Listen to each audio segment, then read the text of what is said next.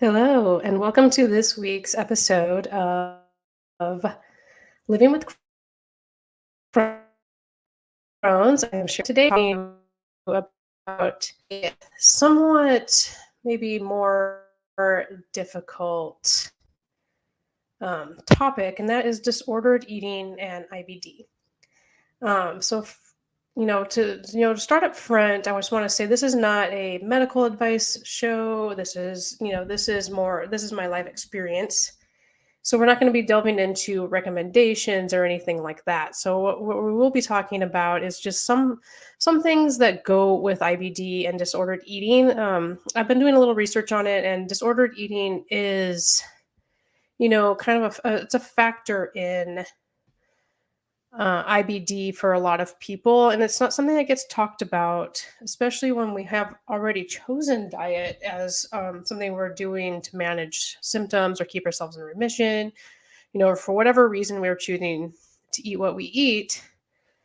Um, if we feel that it's becoming overwhelming mentally, it's something that's hard to talk about because we haven't made that choice. And some people kind of feel like if they're struggling with that they are being weak or don't have enough willpower. So I know this can be kind of a triggering topic for some people, but I do want to talk about it and kind of delve into disordered eating and a little bit into kind of if you've seen anything about the anti-diet movement and where we fit in when we have chosen diet as our, something that we're doing. So I've made a few slides. That's a little different than what I usually do, but I think it'll be helpful for me and for you to see a little bit more about this to reference. So we'll get started. So what is orthorexia? So orthorexia is a term that's kind of new. It's not an official diagnosis, which we'll see on the next slide. But it's kind of a catch-all term when our focus on healthy eating becomes unhealthy. So it's a new term. It's getting research now and how it fits and how it works. Then it does not have. It's not just for IBD. Orthorexia is for any scope of anybody who has developed an unhealthy focus on what they're eating. And so I know that's why this is kind of a touchy subject because obviously we're doing this for a very good reason. And so are a lot of people, but it can cross that border. And that's what we're talking about today a little bit. So yeah, like I said, it's not an official diagnosis, but it's associated with disordered eating. So disordered eating and an eating disorder. So disordered eating means that our eating it's gotten out of whack a little bit. And the eating disorder is an actual diagnosis where you're going to be working with a medical professional. And definitely, they're the ones to determine where you are at in that. And then there's no shame in saying that we might have an issue with our eating because we don't want to get to a point of an eating disorder. And that's also a psychological component. And that's not really where we're going today. Today, we're just talking about disordered eating and IBD, where it can become where the quest for health actually in itself becomes unhealthy. So orthorexia is a term that's used for disordered eating, but it is not an official diagnosis. So when you're looking at these signs that I just brought up here on the screen, you might kind of, the first time I looked at them, I was alarmed because I felt like I fit like a lot of them. So what we're looking at is, in case we're just listening on audio and not seeing my visual, signs of an orthorexia: compulsive checking of ingredients and nutrition labels, restricting or cutting out entire food groups, only eating foods that are deemed healthy, obsessive worry about what might be served at a social gathering, severe distress when safe foods aren't available, obsessively going to social media to see what others are eating and getting input from them, etc. Being overly interested in what others are eating and how it affects their health. Moralizing food as good or bad. So, I'm looking at this list. probably, a year or so ago. And like, I fit all of these things. And of course, when we're doing SCD, we kind of, your first thought is, well, I have to. And yes, we do, when we've chosen this and we're trying to adhere to what we've established for us, of course, we need to read labels and we need to, um, really carefully consider what we're eating, and going in social situations can be stressful. So what's the line? It's not definitive. So, I think for me, it was the mental state where I was like, I am, I'm going too far because I am so distressed. I'm causing myself stress, which causes issues. So, stress, on our body can, be a trigger for some of us. Although I will be talking a little bit more about what I've been learning about, keeping stress as a positive instead of like focusing on, oh, it's going to be a detriment to my health, but how can we turn that more positive? But that isn't a separate episode. So, I will be getting to that because that's something I just started learning about, and I'm really fascinated by it because we tend to get so eternalized with like, oh, I'm stressing myself out, I'm going to be sick.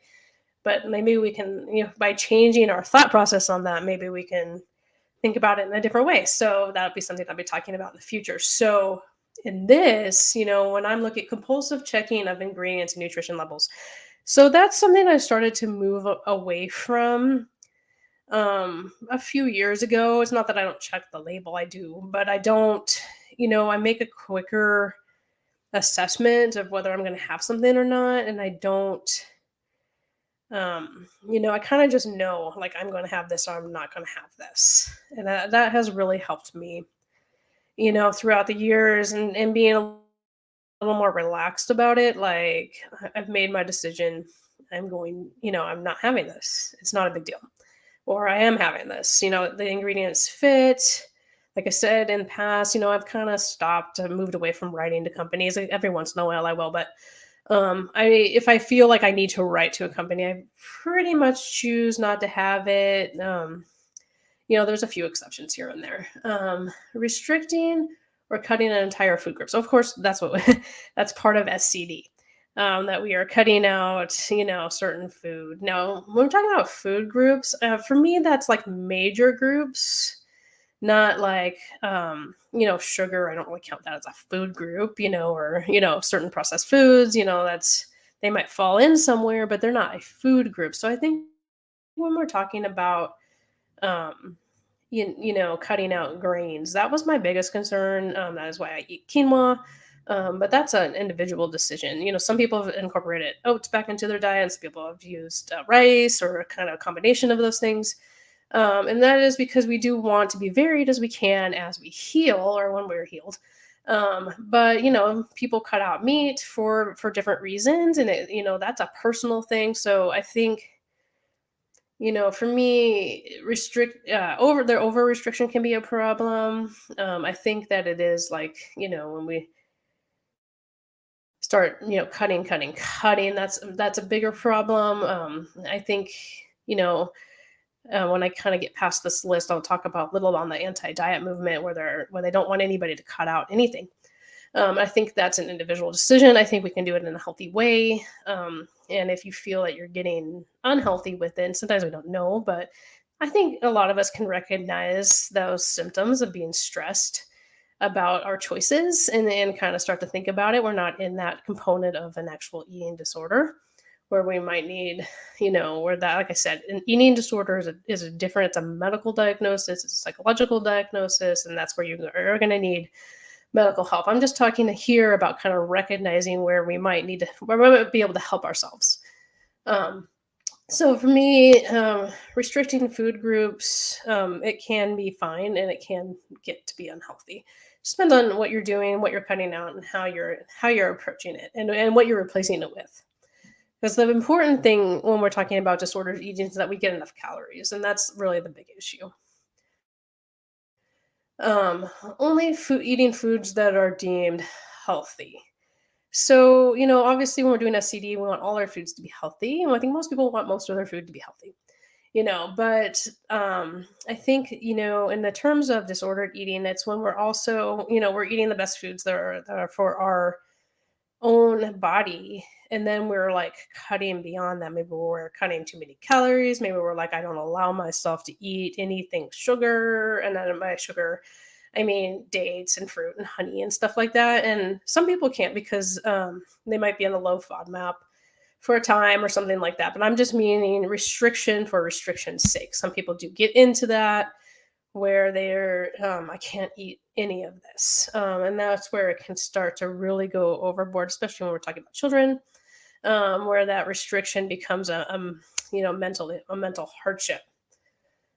um, Obsessive worry about what might be served at a social gathering. So this one is a huge one for me, and I'm sure a lot of you. Dreading social gatherings because we don't know what food is going to be there, and sometimes it's not exactly polite to bring your own food. In that case, for me, I just had to relax about it and not worry, and not I don't mean just eat whatever, I just mean either decline or eat a little bit if there's some stuff there you can eat, and not but not worry so much that I'm not going. I for a long time I declined like every single invitation. I'm like, I'm not going to go to the work thing, and I stopped going, but now I've started going again. My boss has been great because he's always like, she needs, to order special even when they're doing like the group thing. So that's been very nice. It's great having somebody that supports like that. And, it's my boss. It's not like it's a super close friend. But if you don't have that support, or if they're, I've been in work ones where they ordered the group dishes, and I couldn't order anything else. So I didn't really have anything, but I stopped worrying about it so much. And that really made a huge difference in my life. Not worrying about, well, I can't have it. And, I just had something later, just had what I could have. And I just, the stop worrying was the big difference maker for me. And just saying, I'm going to, I can have this. That's fine. I'll have this salad or this fruit or whatever. Or some night I ordered, fruit and cheese plate or something like that. So that really helped me a lot. And so that's where I am on that one. But I know that one's a very hard one. Like I said, a lot of these things, they creep in and you don't really realize how much they're affecting you. And that's why I'm bringing up these subjects. So severe distress when safe foods aren't available. Okay, so I I have been in this situation so many times where I'm like, especially when I'm traveling, where I've gotten angry, upset, pouty. And it still happens sometimes because it's like you just want to be able to stop at the fast food place, because you're in the middle of nowhere and that's all there is. And you can't. So in that case, and some people would be like, well, you better just eat something. I don't advocate that either. I just advocate finding what you can, kind of like the other social gathering, having some snacks with you. Sometimes in extensive travel that can be difficult, but figuring out, kind of planning ahead, how do you get through that? How can, where is it, do you have kind of an extra stash of non-perishables somewhere that that you can have something. I always bring, when I'm traveling, dry pack tunas, I try to bring oil and vinegar. I don't always have it. I have a little container that's travel safe and it won't leak. And that way, because frequently when we stop, even if it's a fast food place, I can get a plain salad and I can put my tuna on there. And sometimes they'll have cheese, sometimes they won't. And so that's usually pretty satisfying, especially when you're just hungry and you want something. So I have my tuna and I try to have my dressing, and that really solves that issue. And I don't worry about what anybody I'm with is getting. If they're getting something that looks awesome and I don't get to have it, that's fine. I'm just trying to get some food. And that's how I do that. And I have like usually have some nuts and dried fruit and stuff like that. So that's an important part for me, but it's like, yeah, I had to get past that poutiness where I was like, I want something else. But for everybody, that's an individual aspect of it, because maybe, that's not telling people what to eat. And I don't want to tell people what to eat. I'm just trying to use my experience to share what I have done. Um, So, social media. I've talked about this a few times in a few past presentations. The social media and the groups and stuff are great. They're support. There are other people who are doing this. Getting obsessed with them can borderline because what happens is we start asking about every single thing we're eating. And we really need to get to a point of confidence in our choices and without having to ask, without having to second guess ourselves. And we want to get to that confident point. The other thing is that you're going to get so many opinions. If somebody's like, "Well, I want to try this," or I'm making beans, I want to make sure I'm cooking them the right way, and then somebody jumps on there's like, "Well, I wouldn't even eat beans," but they are a part of the diet, and you've made the choice to eat them, and then you're like, "Well, now maybe I am doing something wrong," and we don't want that. So I find the groups are great for support, for information, for sharing experience, but drawback if it's overwhelming you with information, if it's overwhelming you with feelings. Definitely been there where I'm like, I don't agree with this. I'm going to take a little break. I actually turned off notifications, so I actually have to go check instead of like having it coming in at any random point of the day. So that really helped me. And then sometimes I'll just take a little social media break because I already I feel confident in what I eat. And so I like to help people get there if they are not feeling confident in what they eat. That is something I definitely like to help with. Um, Being overly interested in what others are eating and how it affects their health. This is the biggest one out of this whole list with IBD. This is something that you can eliminate from your life. Um, so, like I said, I share my experience, but I'm not telling you what to do. Your journey is your journey. So I this is a big one, I think, because when we discover something that works for us, we want to like shout it from the rooftops. So we need to tell everybody, this is working, you should do it. And I felt that way, and I wanted to be like, everybody should be eating like this, but that's just not the case. So we need to worry about what we're eating, what makes us feel good. And if somebody is, struggling, then we say, here's some suggestions. Here's what I've experienced. Maybe that works. Maybe works for you. But telling them what to do or really worried about, especially I'm talking a little bit about people who are doing SCD or similar diet. But I'm also that's okay. We talk to each other and we kind of share our experiences. And I do want to stress sharing your experience, saying in my experience this happened instead of saying you need to do this. But outside of our realm of SCD in our group, we do tend to judge other people, and that goes in the last one. Moralizing food is good or bad. I know we want to say, our food is healthy. We're eating a healthy diet. I think that helps people feel good about what they do, saying I'm doing the best. But moralizing food, it just gets it's too stressful for ourselves. We start worrying about it so much. I know I was there. I know a lot of people have been there where you're just like, why is everybody eating all this stuff? And it's so bad. But we don't know their situation. And so we really can't worry so much about what other people do. And we can't judge their life because for all we know, they could have a terminal illness and that's why they're enjoying certain foods. I mean, we really, really, really don't know. We don't know what anybody else is going through. We don't know if they've gone through a loss, if they've gone through financial setbacks. We just really need to not worry and not moralize food and just really worry about ourselves. So those are the two last ones on the list are the big ones for me as far as kind of making sure that we are not going overboard in what we are doing because we just don't want we don't want to take on that responsibility, and really that's what we kind of start doing when we are not when we are thinking too much about what everybody else in the world eats. And it's just we can't change the way things are. We can't make people eat what we want them to eat. So I really stress the last two things on the list, worrying about what other people are eating and whether it's healthy or not for them. I'm not talking about your own family, I'm just talking about people in general. And also, moralizing like they're a bad person because they eat these things. That is something we really, really want to stay away from. So I would really want to talk about. I know this is getting a little bit longer than my normal. So anti-diet movement. So that's something I've been thinking about a lot, and I've mentioned it a few times. I think where they go right is, accepting our bodies and not being so focused on body size.